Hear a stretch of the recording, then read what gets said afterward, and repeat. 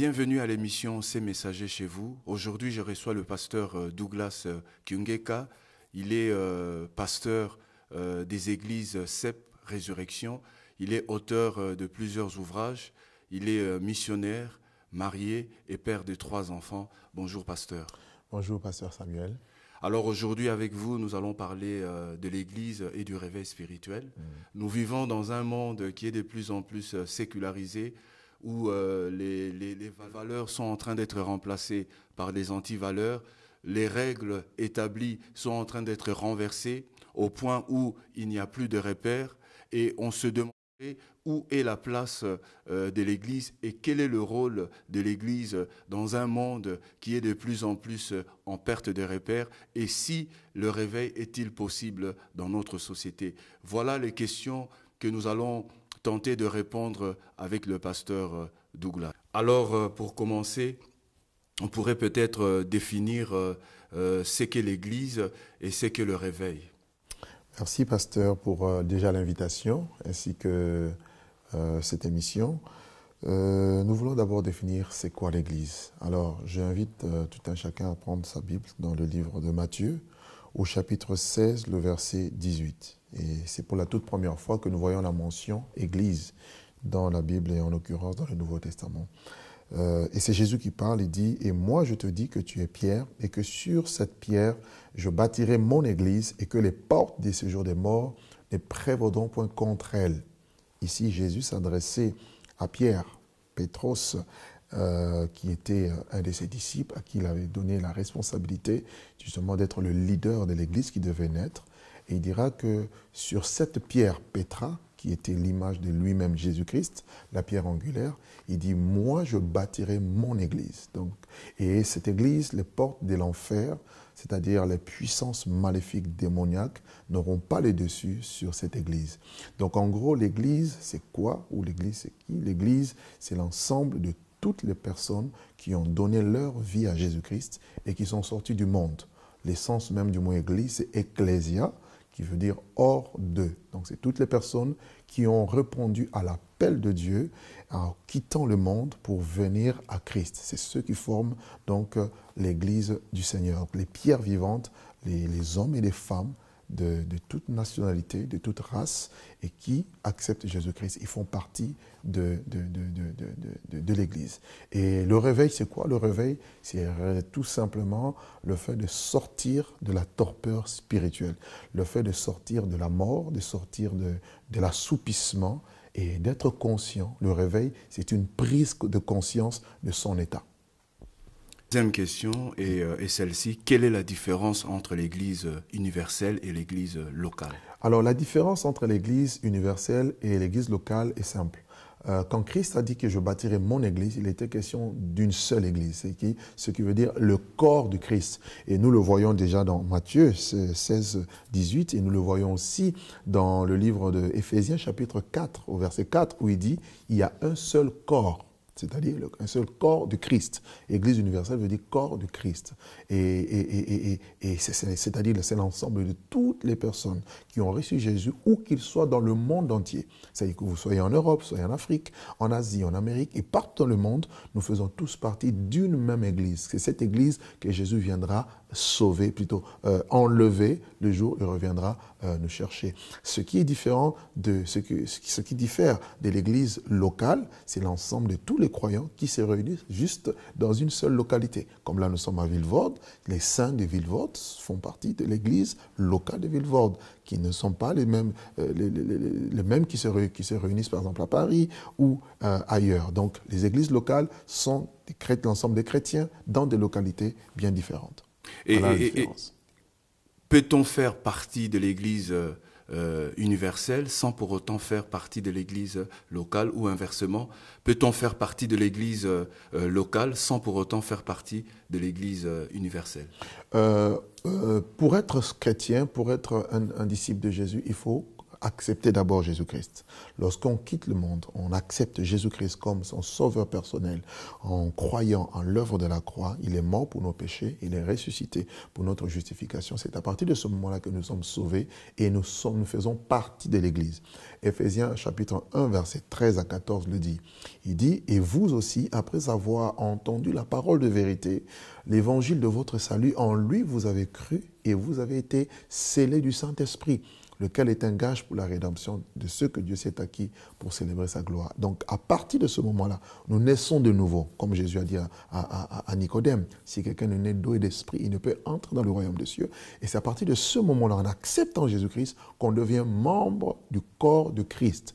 Maintenant, en tant que membre du corps de Christ, le corps de Christ qui est invisible, qui est en quelque sorte mystique, qu'on ne voit pas, et Dieu maintenant nous demande de rejoindre une église locale pour justement certaines choses que nous allons certainement évoquer tout à l'heure, la communion fraternelle, l'enseignement, la prière, toutes ces choses. Donc là, nous allons maintenant nous retrouver dans une localité pour pouvoir communier avec les autres personnes. Mais il est possible d'être membre, je dirais, membre d'une église locale sans être membre du corps de Christ. Donc si quelqu'un fréquente une assemblée locale sans être converti, cette personne, elle est peut-être membre de l'église locale, mais elle ne fait pas partie du corps de Christ qui est l'église universelle. Mais lorsque vous faites partie de l'église universelle, vous devez trouver une église locale où vous pouvez vous attacher. Donc la condition pour faire partie de l'église universelle, c'est d'être sauvé, c'est de recevoir le Seigneur Jésus comme Seigneur et Sauveur de sa vie, oui, et être baptisé du Saint-Esprit. Être baptisé. Donc c'est le Saint-Esprit qui nous introduit dans l'Église universelle. C'est le Saint-Esprit qui nous introduit dans l'Église universelle. Donc quelqu'un qui n'a pas encore accepté Jésus, qui viendrait à l'Église tous les dimanches, donc cette personne-là n'est pas connue de l'Église universelle. Non. Même si cette personne a sa carte de membre de l'Église locale. Non, parce que la personne est juste la personne sympathise, mais n'est pas sauvée. Voyez-vous, il faudrait croire à l'Évangile. Il faudrait d'abord se repentir. Okay? La première chose, les étapes à suivre. Okay? D'après la parole de Dieu, il faut qu'il y ait la conversion, la repentance, c'est-à-dire changement de mentalité, changement d'attitude, en acceptant la parole de Dieu, qui est un renouvellement de l'esprit, de l'intelligence. Alors, à la suite, accepter Jésus-Christ, croire à l'Évangile. Et puis, là, on est sauvé et on fait partie de l'Église universelle. On est sauvé, alors qu'on peut fréquenter une assemblée locale sans être sauvé. Alors, quel est le rôle de l'Église dans le monde et pourquoi l'Église existe-t-elle? Ok. Pourquoi l'Église existe? L'Église, c'est le corps de Christ qui a pour vocation de continuer l'œuvre de Christ. C'est-à-dire, Jésus-Christ a été envoyé dans le monde pour sauver l'humanité par son sacrifice à la croix. Et étant parti vers son Père, il a promis à ceux qui ont cru en lui de recevoir le Saint-Esprit dans un but de continuer son œuvre sur la terre. Il a essentiellement exercé son ministère en Israël, dans la Palestine, et il nous a donné le mandat, c'est-à-dire il a donné à l'Église le mandat de répandre, de propager cette bonne nouvelle dans le monde entier.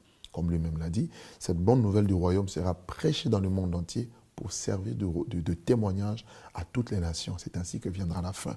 Donc avant la fin du monde, avant la fin des temps, l'Église a la charge, l'Église a la mission de répandre l'Évangile, de faire connaître Christ, de sauver les âmes. Et là, nous le voyons dans Éphésiens chapitre 3, pour ceux qui veulent les textes bibliques, Éphésiens chapitre 3, à partir du verset 3 jusqu'au verset 10.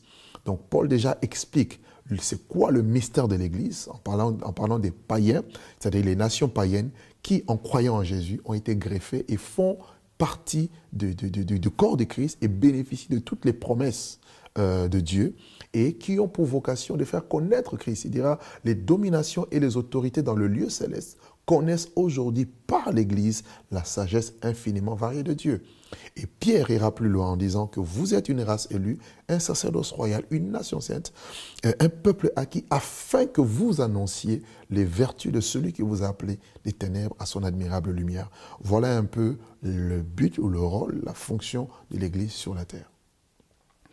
Que pensez-vous des églises dites e-églises, c'est-à-dire des églises sur Internet où les chrétiens font leur culte le dimanche sur Internet, chez eux à la maison, au lieu d'aller dans les églises locales. Ok. J'aimerais d'abord préciser que l'Église n'est pas une invention humaine. L'Église ne vient pas des hommes. L'Église vient de Dieu. L'Église est bâtie par Jésus. L'Église est bâtie sur Jésus-Christ. Ça, c'est la première vérité à savoir. Et nous voyons lorsque l'Église est née, le jour de la Pentecôte. Donc, officiellement, l'Église est née le jour de la Pentecôte, quand les apôtres étaient ensemble réunis dans la chambre haute pendant près de 10 jours, dans le jeûne et dans la prière. Tout à coup, nous dit la parole de Dieu, il y a eu un bruit comme celui d'un vent impétueux qui a rempli toute la maison où ils étaient assis. Ils ont commencé à parler en d'autres langues et ils annonçaient les merveilles de Dieu. Et nous voyons Pierre se lève alors que les gens, les Juifs et les prosélytes qui sont venus un peu du monde entier étaient un peu surpris au bruit de ce qui s'était passé. Ils vont penser qu'ils étaient ivres, etc. Et Pierre va leur dire non, ces gens ne sont pas ivres. C'est l'accomplissement de la promesse de Joël 2, 28 qui s'est partiellement accompli le jour de la Pentecôte. Et Pierre va donner un message qui va amener Israël, le peuple de Dieu, à recevoir Jésus. Et une prédication toute simple, sans miracle, sans guérison, sans parole de connaissance, il y a eu près de 3000 conversions. Et ces personnes, nous disons dans Actes chapitre 2, nous le voyons se réunissant dans le temple et dans les maisons. Et la Bible nous dit ceci, ils persévéraient dans l'enseignement des apôtres, Actes chapitre 2, verset 42, dans les prières, dans la fraction du pain et dans la communion fraternelle. Et ils rompaient leur pain dans les maisons et ils étaient dans la joie et la crainte de Dieu s'emparait de tous. Et c'est ainsi que cette église grandissait, cette église était influente, cette église a impacté sa génération dans cette époque-là. Bien-aimés dans le Seigneur, et nous voyons quelque temps après, certains ont commencé à désister, à ne plus aller dans les assemblées. Voilà pourquoi l'auteur des Hébreux nous dira dans Hébreux chapitre 10, verset 25, « N'abandonnez pas votre assemblée, comme c'est la coutume de quelques-uns. » Donc, c'est dans le plan de Dieu que les chrétiens, Dieu n'a pas prévu que les chrétiens soient comme des électrons libres, chacun dans son coin, faisant ce qu'il veut. Non, entre soi-disant, se laissant enseigner par le Saint-Esprit. C'est le Saint-Esprit qui a fait que l'Église naisse et c'est le Saint-Esprit qui a fait que les ministères puissent exercer avec différentes manifestations. Paul est clair par rapport à cela. Donc, la pensée de Dieu, c'est que l'Église soit comme une famille, comme un corps, comme des personnes qui se réunissent. Dans un corps, la tête n'est pas séparée des pieds. La tête n'est pas séparée, je ne sais pas, des jambes, voyez, des mains. Donc, c'est tout un corps qui fonctionne ensemble et qui fait que le corps grandit et croît. Alors, malheureusement, aujourd'hui, certaines personnes, suite à certaines circonstances ou à certaines déceptions qui viennent de l'ennemi, se commencent à se détacher et encouragent des personnes à se détacher pour créer soi-disant des églises virtuelles. Bien-aimés dans le Seigneur, ça n'a jamais été la pensée du Seigneur. Pourquoi? Parce que pour que l'église soit en bonne santé, il y a besoin de la communion fraternelle. Comment peux-tu être en communion avec des personnes de manière virtuelle? Ce n'est pas possible.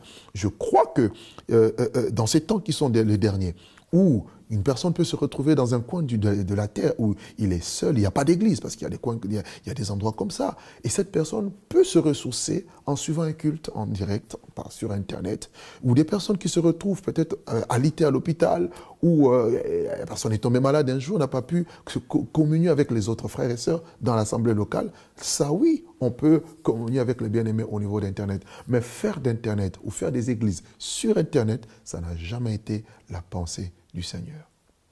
Mais que direz-vous à ces personnes qui pourraient vous rétorquer, mais j'ai été dans les églises, j'ai été manipulé, j'ai été abusé, j'ai été escroqué. Voilà, j'ai décidé de faire mon culte le dimanche sur Internet. Là, au moins, je ne pourrai plus être escroqué. Là, au moins, les frères ou les sœurs ne pourraient plus me critiquer. Au moins, à la maison, je suis en paix. Qu'est-ce que vous pourriez répondre à ces personnes? Je me dit déjà que si on veut vraiment avoir la paix au sens du monde, là, il faut quitter la terre. Parce que partout où vous allez, il y a des problèmes. Et partout où il y a des hommes, il y a des problèmes. Alors ça, ce n'est pas une raison biblique ou scripturaire. Il y a des problèmes partout, même dans les églises. Quand nous lisons l'église primitive, rien que... Pourquoi il y a eu le concile de Jérusalem, par exemple, dans Actes chapitre 15? Parce qu'il a commencé à avoir des problèmes. Mais ces problèmes ont trouvé des solutions. Certes, aujourd'hui, il y a des faux frères, il y a des loups, il y a des faux prophètes, il y a des faux apôtres. autres, il y a des personnes qui arnaquent, qui font n'importe quoi au nom du Seigneur. Et ça fait partie des signes de la fin des temps, peut-être qu'on va toucher tout à l'heure. Jésus nous l'a annoncé. Alors, il est important que déjà tous les chrétiens puissent savoir que c'est important non seulement d'aller à l'église, d'aller dans un lieu de culte pour apprendre, mais il faut avoir la connaissance. Et le Seigneur a dit, mon peuple est détruit parce que lui manque la connaissance. Nous sommes souvent victimes parce que nous n'avons pas véritablement la connaissance qu'il faut et nous tombons entre les mains justement des personnes qui nous manipulent et qui malheureusement détruisent notre foi. Je dirais à ces personnes de ne pas regarder aux hommes, mais de regarder au Seigneur et d'être obéissant à la parole de Dieu. Et la parole de Dieu nous demande de ne pas abandonner nos assemblées. Et si vous avez été déçus, vous avez été blessés, alors que faire? Je vous demanderai de prier le Seigneur qu'il vous montre une église où vous pouvez vous attacher. Et vous-même aussi, faites vos recherches, faites vos investigations, cherchez des églises qui sont conformes à la parole de Dieu, parce que ce n'est pas tout ce qui se dit église qui est véritablement église. Voyez-vous, il y a l'église du Seigneur, il y a aussi les églises boutiques, si je peux ainsi m'exprimer. Donc, il y a des critères, la parole de Dieu nous donne l'ensemble des critères qui font qu'une église soit vraiment l'église du Seigneur. On doit connaître quand même la doctrine. On doit savoir si cette église est basée sur Christ. Est-ce que Christ est prêché? Est-ce que ce n'est pas les hommes qui sont mis en avant? Toutes ces choses. Donc, c'est important d'analyser, de faire ces recherches. La Bible déclare que quand Paul était arrivé à Bérée, il prêchait, mais les chrétiens de Bérée, ceux qui étaient à Bérée, ils examinaient chaque jour les Écritures pour savoir si ce que Paul leur disait était exact, était conforme. Donc, vous pouvez analyser un homme, un prédicateur, une église, selon les critères bibliques pour savoir si vous pouvez, oui ou non, vous attacher à cette église. Mais rester à la maison, c'est tuer votre foi à petit feu. Vous n'allez pas le ressentir au début, mais avec le temps, au bout de 5 ans, de quelques années, vous allez vous voir éteindre. Et vous avez aussi reçu des dons, des talents, des ministères de la part de Dieu, et vous devez les mettre au service des autres. Et si vous faites une église à domicile, alors comment est-ce que vous pouvez partager vos dons, vos ministères, ou le don de prophétie que vous avez reçu, la grâce que vous avez reçue de la part de Dieu? Voilà un peu la difficulté à ce niveau. Amen. Le pasteur a très bien répondu à cette question. Alors, nous assistons à un phénomène aujourd'hui, notamment dans nos milieux francophones. Nous voyons de plus en plus des églises acquérir des bâtiments, acheter des bâtiments. Et il y a certaines personnes qui disent que non, il ne faudrait pas acheter des bâtiments. Il faudrait, l'église devra continuer à louer au lieu d'acheter. Alors, ma question est celle-ci. Est-ce que l'église doit-elle continuer à louer les salles pour faire son culte, ou l'église a aussi le droit d'acquérir, d'acheter un bâtiment pour célébrer le Seigneur? Ok, je répondrai à cette question de cette manière. Vous savez, depuis la genèse de l'Église, l'Église a été persécutée. L'Église vit des persécutions. Pourquoi? Tout simplement parce que le diable ne veut pas que l'œuvre de Christ continue. D'où j'invite les chrétiens à la prière, à l'unité, à l'amour et à considérer aussi les prophéties bibliques. La Bible nous parle de la fin des temps qui est caractérisée par la séduction et notamment le système de l'antichrist, de l'homme impie. Et l'homme impie est contre Christ, c'est l'antichrist. Antichrist veut dire contre Christ, qui va, bien sûr, par le canal du pouvoir politique et religieux corrompu, essayer de bloquer, de freiner la progression de l'Église. Qui sont ceux qui ont persécuté les premiers chrétiens? C'était les pharisiens, c'était les scribes, c'était les religieux qui travaillaient de concert avec le pouvoir politique de l'époque. Voyez-vous? Donc, il n'y a rien de nouveau sous le ciel. Et nous voyons que, si nous lisons l'histoire de l'Église, la majorité des chrétiens ont été persécutés, beaucoup fuyaient. Il y en avait même qui priaient dans les galeries souterraines, dans les catacombes.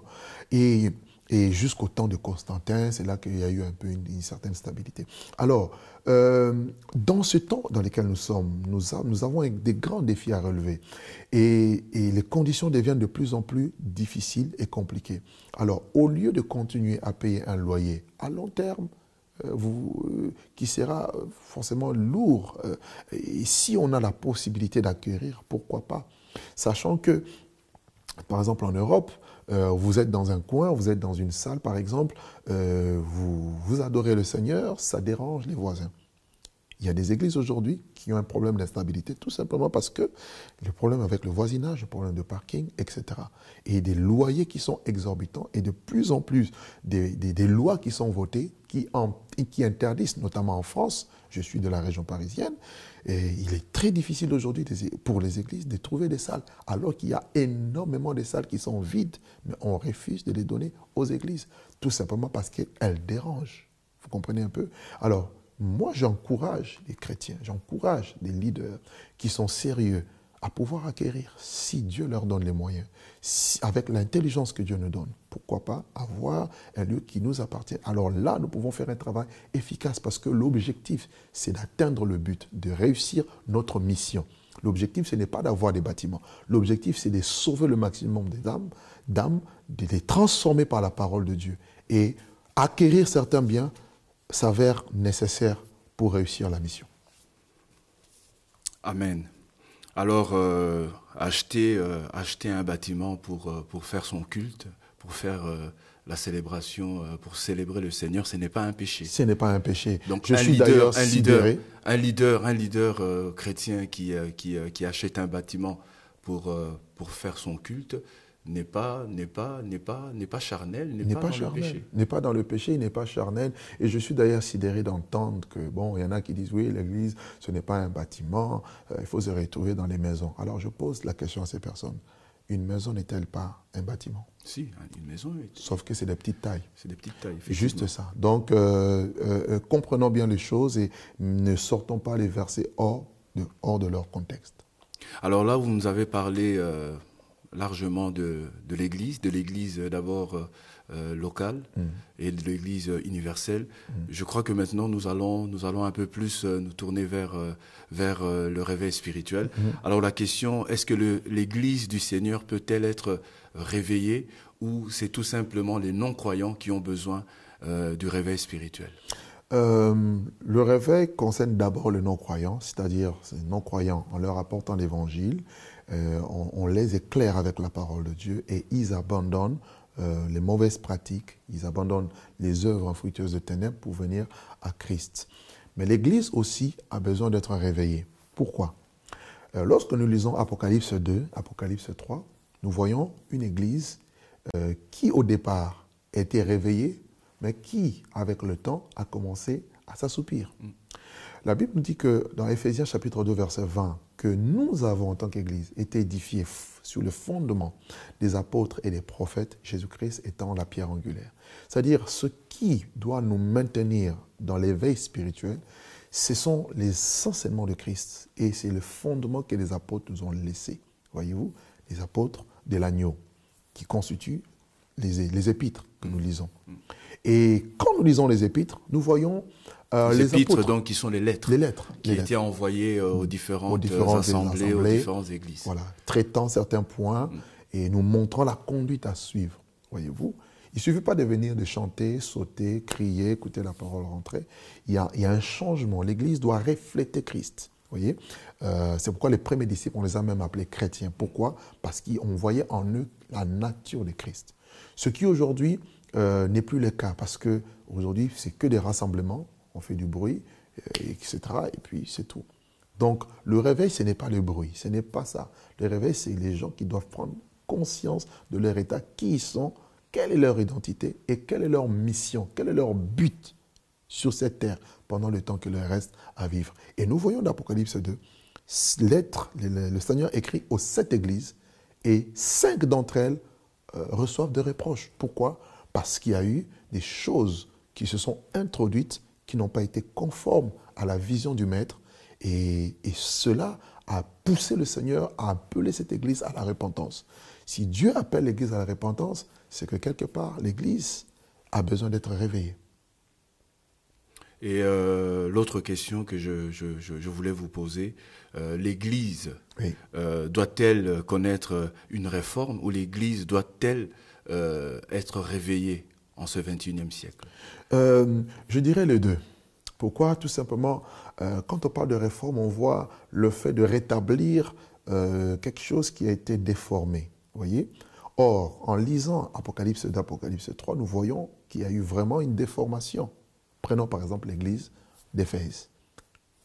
Qu'est-ce que Jésus reproche à l'église d'Éphèse? Ce que je contre toi, tu as abandonné ton premier amour.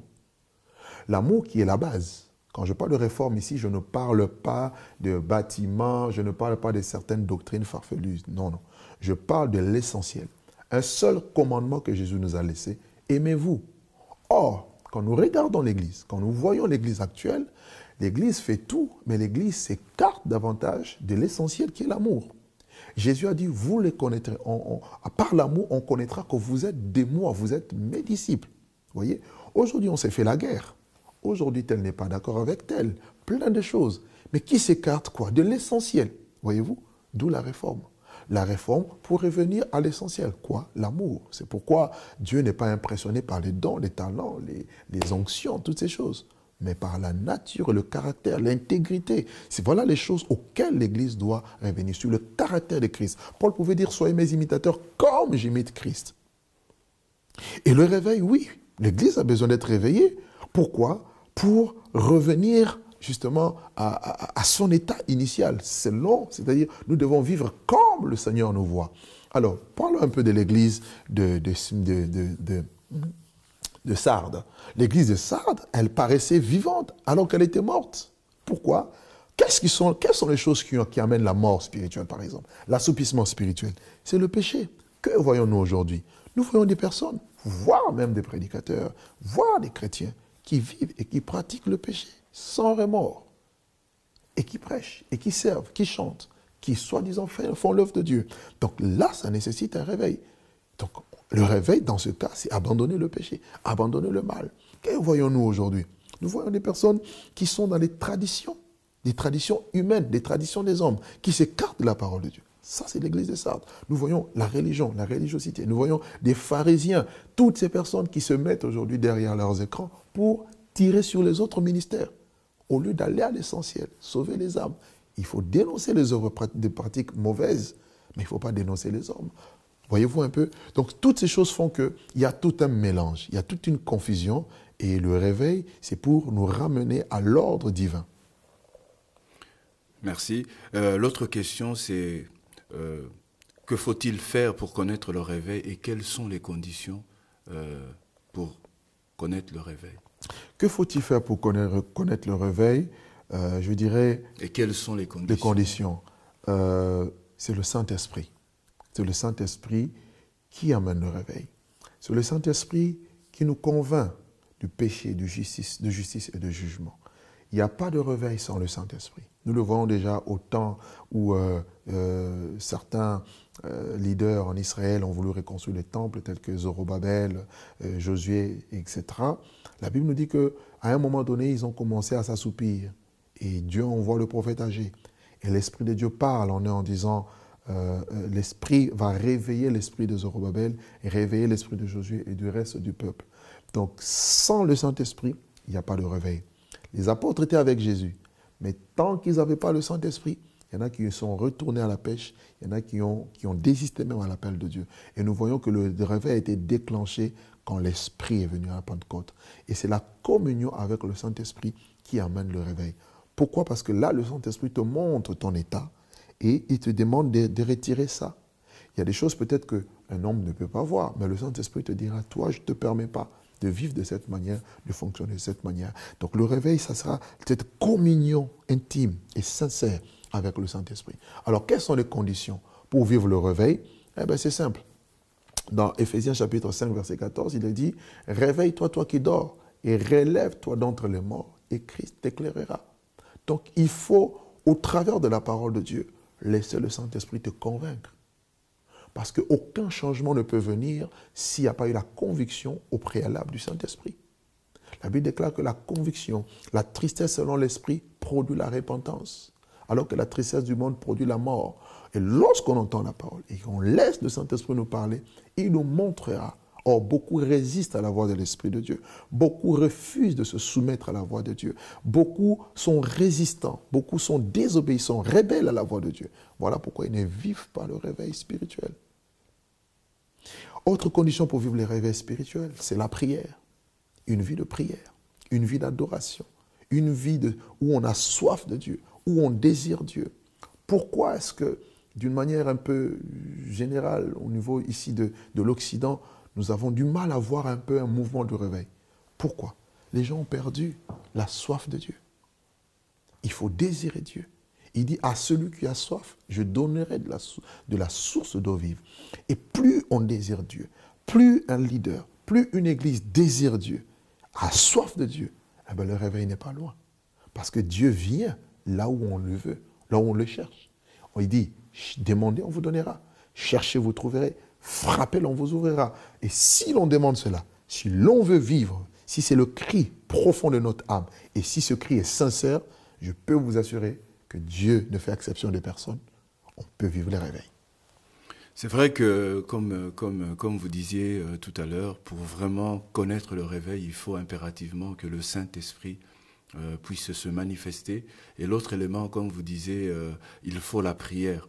Je me rappelle encore d'un réveil qui s'est produit ici, je crois, en Angleterre, le réveil de Gaulle, où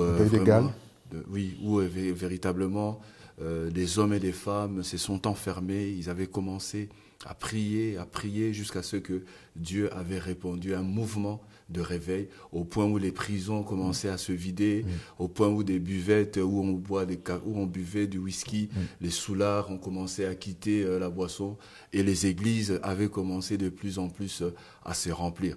Effectivement, il ne peut pas y avoir de réveil sans que des chrétiens, sans que des frères et des sœurs mettent leurs genoux en terre pour demander le réveil. Donc le réveil est possible, mais à condition que des hommes et des femmes prient. Voilà.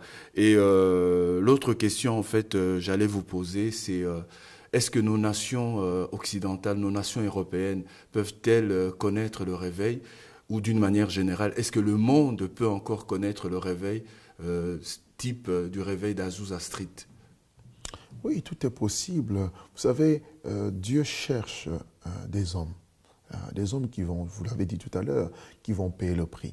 Dieu cherche des intercesseurs. Selon Ézéchiel chapitre 22, verset 30, il dit, je cherche parmi eux un homme qui élève un mur, qui se tienne à la brèche en faveur du pays. Dieu dit, je n'en trouve pas. Il y a très peu de personnes aujourd'hui qui sont disponibles.